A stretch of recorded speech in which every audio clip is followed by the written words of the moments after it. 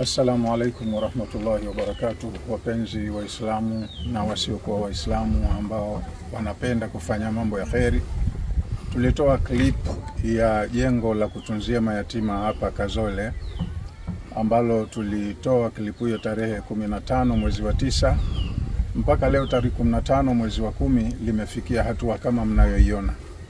Lakini ujenzi silele mama na hawa wahusika hapa ni wanyonge, bado gharama zinahitajika za kumalizia hili jengo. Hatua iliyofikia ya kunyanyua boma tumefikia hivyo, mafundi ndo wanaendelea kukamilisha kuta zilizobaki, na baada ya hapo tutafanya tathmini ya kutunga paa na kuwezeka, lakini bado ndani mnahitajika finishing na mambo kama milango na madirisha.